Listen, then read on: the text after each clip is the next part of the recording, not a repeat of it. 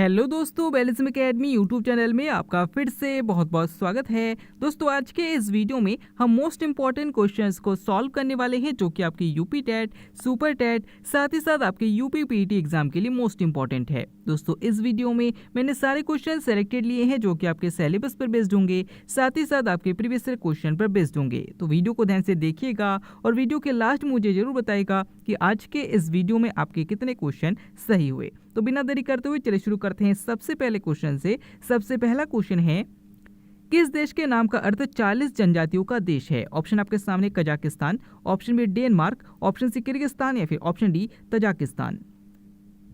इसका सही आंसर हो जाएगा ऑप्शन सी किर्गिस्तान। दोस्तों, याद रखिएगा कि किर्गिस्तान में जो किर्गिज है इसका अर्थ होता है 40 और स्थान का अर्थ होता है जगह, यानी कि किर्गिस्तान को 40 जनजातियों का देश भी कहा जाता है।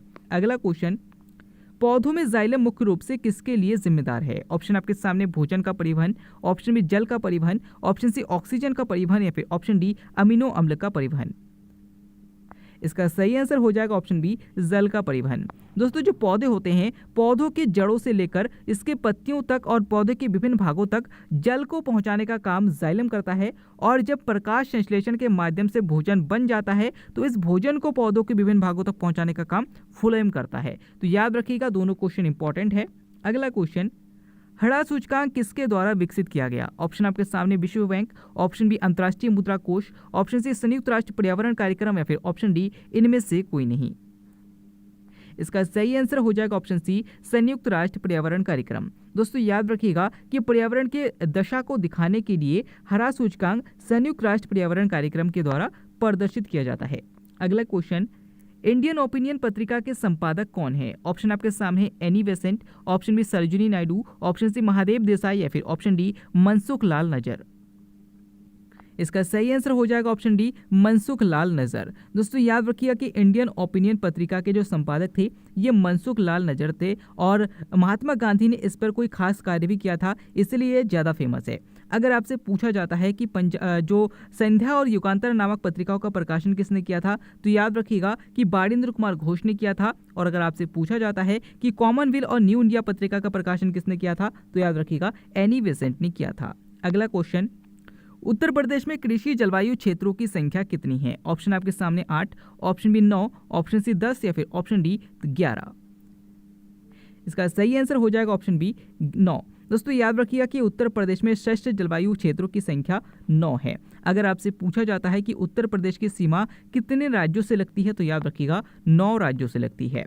अगला क्वेश्चन, लेखक भवन कहाँ स्थित है? ऑप्शन आपके सामने Punjab, option B Tamil Nadu, option C Maharashtra या फिर ऑप्शन डी पश्चिम बंगाल।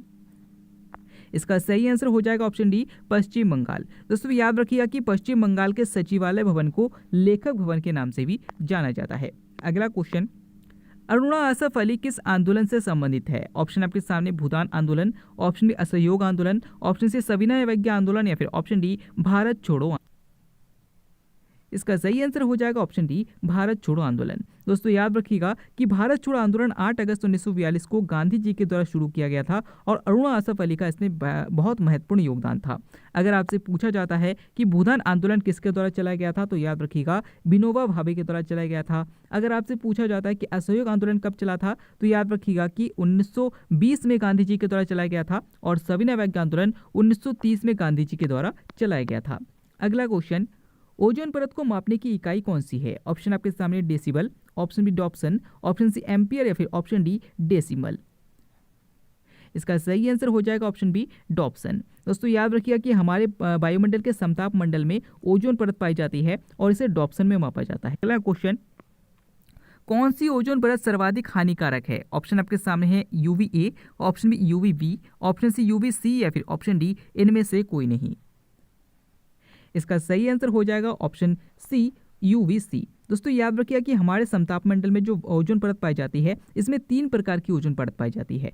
सबसे पहले UVA, उसके बाद UVB और उसके बाद UVC। UVA जो है ये तो सामान्यतः पहुंच जाता है। UVB जो है ये जानवरों और मनुष्यों के लिए हानिकारक है, क्योंकि ये मोतियाबिंद और इसके साथ साथ स्किन कैंसर जैसी बीमारियां उत्पन्न करता है। और जो UVC है ये इंसान की मौत के लिए भी जिम्मेदार होता है। अगला क्वेश्चन, राष्ट्रगीत को पहली बार कब गाया गया था? ऑप्शन आपके सामने 1911 ईस्वी, ऑप्शन बी 1896 ईस्वी, ऑप्शन सी 1904 में या फिर ऑप्शन डी 2000 में। इसका सही आंसर हो जाएगा ऑप्शन बी 1896। दोस्तों याद रखिए कि राष्ट्रीय गीत को सर्वप्रथम 1896 के कलकत्ता अधिवेशन में गाया गया था और राष्ट्रीय गान को पहली बार 1911 के कलकत्ता अधिवेशन में गाया गया था। अगला क्वेश्चन, शरीर में किस अम्ल के जमाव के कारण गठिया की समस्या उत्पन्न होती है? ऑप्शन आपके सामने है लैक्टिक अम्ल, ऑप्शन डी यूरिक अम्ल, ऑप्शन सी फॉर्मिक अम्ल या फिर ऑप्शन डी एसिटिक अम्ल। इसका सही आंसर हो जाएगा ऑप्शन बी यूरिक अम्ल। दोस्तों याद रखिए कि हमारे शरीर में यूरिक अम्ल का जमा होने पर गठिया की प्रॉब्लम उत्पन्न हो जाती है। अगर आपसे पूछा जाता है कि हमारे शरीर में थकान की समस्या किस अम्ल के जमाव के कारण होती है, तो याद रखिएगा लैक्टिक अम्ल के जमाव के कारण होती है। अगला क्वेश्चन, दूध का हल्का पीला रंग किसकी उपस्थिति के कारण होता है? ऑप्शन आपके सामने casein, option B carotene, option C lactose या फिर ऑप्शन डी लैक्टिक अम्ल। इसका सही आंसर हो जाएगा ऑप्शन बी कैरोटीन। दोस्तों याद रखिए कि दूध का हल्का पीला रंग कैरोटीन के कारण होता है और दूध का सफेद रंग केसीन के कारण होता है। अगर आपसे पूछा जाता है कि दूध में कौन सी शर्करा पाई जाती है, तो याद रखिएगा लैक्टोज शर्करा पाई जाती है। और अगर आपसे पूछा जाता है कि दूध में कौन सा अम्ल पाया जाता है, तो याद रखिएगा लैक्टिक अम्ल पाया जाता है। नेक्स्ट क्वेश्चन है, अंडमान निकोबार की सबसे ऊंची चोटी कौन सी है? ऑप्शन आपके सामने सैंडल पीक, ऑप्शन बी नार्जो, ऑप्शन सी गुरु शिखर या फिर ऑप्शन डी विक्टोरिया। इसका सही आंसर हो जाएगा ऑप्शन ए सैंडल पीक। दोस्तों याद रखिएगा कि अंडमान निकोबार की सबसे ऊंची चोटी सैंडल पीक है और लक्षद्वीप की सबसे ऊंची चोटी नार्जो है। अगर आपसे पूछा जाता है कि अरावली श्रेणी की सबसे ऊंची चोटी कौन सी है, तो याद रखिएगा गुरु शिखर है। और अगर आपसे पूछा जाता है कि अराकान युमा की सबसे ऊंची चोटी कौन सी है, तो याद रखिएगा विक्टोरिया है। अगला क्वेश्चन, शारदा अधिनियम में लड़कियों तथा लड़कों के विवाह की न्यूनतम आयु कितनी निर्धारित की गई थी? ऑप्शन आपके सामने है 14 तथा 18 वर्ष, ऑप्शन बी 18 तथा 21 वर्ष, ऑप्शन सी 16 तथा 18 वर्ष या फिर ऑप्शन डी इनमें से कोई नहीं। इसका सही आंसर हो जाएगा ऑप्शन ए 14 तथा 18 वर्ष। दोस्तों याद रखिए कि शारदा अधिनियम विवाह से संबंधित है और इसमें लड़कों की आयु जो है वो 18 वर्ष और लड़कियों की आयु 14 वर्ष निर्धारित की गई थी। अगला क्वेश्चन, राजा राम मोहन राय को राजा की उपाधि किसके द्वारा दी गई थी? ऑप्शन आपके सामने है सुभाष चंद्र बोस, ऑप्शन बी अकबर द्वितीय, ऑप्शन सी विलियम बेंटिक या फिर ऑप्शन डी रविंद्रनाथ टैगोर। इसका सही आंसर हो जाएगा ऑप्शन बी अकबर द्वितीय। दोस्तों याद रखिए कि राजा राम मोहन राय को राजा की उपाधि अकबर द्वितीय के द्वारा दी गई थी। अगर आपसे पूछा जाता है कि महात्मा गांधी को महात्मा की उपाधि किसके द्वारा दी गई थी, तो याद रखिएगा रविंद्रनाथ टैगोर के द्वारा दी गई थी। और अगर आपसे पूछा जाता है कि महात्मा गांधी को राष्ट्रपिता की उपाधि किससे दी गई थी, तो याद रखिएगा सुभाष चंद्र बोस ने दी थी। अगला क्वेश्चन, फंक ने किसका आविष्कार किया था, या फिर कह सकते हैं कि फंक ने किसकी खोज की थी? ऑप्शन आपके सामने hormone, option B enzyme, option C vitamin या फिर ऑप्शन डी प्रोटीन। इसका सही आंसर हो जाएगा ऑप्शन सी विटामिन। दोस्तों याद रखिए कि विटामिन की खोज फंक ने की थी। अगला क्वेश्चन, मिट्टी का घड़ा किस प्रक्रिया के कारण ठंडा रहता है? ऑप्शन आपके सामने ऊर्ध्वपातन, ऑप्शन बी विसरण, ऑप्शन सी संघनन या फिर ऑप्शन डी वाष्पीकरण। इसका सही आंसर हो जाएगा ऑप्शन डी वाष्पीकरण। दोस्तों याद रखिए कि मिट्टी का घड़ा जो होता है उसमें वाष्पीकरण की क्रिया होती है, जिस कारण उसमें रखा जल जो होता है वो ठंडा रहता है। अगर आपसे पूछा जाता है कि वाष्पीकरण प्रक्रिया क्या है, तो याद रखिएगा कि कमरे के तापमान पर जब उसमें जो जल वाष्प की घटना होती है उसे हम वाष्पीकरण की घटना कहते हैं। अगला क्वेश्चन, विश्व का सर्वाधिक जनसंख्या वाला मरुस्थल कौन सा है? ऑप्शन आपके सामने Sahara, option B Thar, option C Gobi या फिर ऑप्शन डी कालाहारी। इसका सही आंसर हो जाएगा ऑप्शन बी थार। दोस्तों याद रखिए कि विश्व का सर्वाधिक जनसंख्या वाला मरुस्थल जो है वो थार का मरुस्थल है, जो कि भारत और पाकिस्तान में है। अगर आपसे पूछा जाता है कि सहारा मरुस्थल कहाँ पर है, तो याद रखिएगा अफ्रीका में है, गोबी का मरुस्थल चीन में है और कालाहारी मरुस्थल अफ्रीका में है।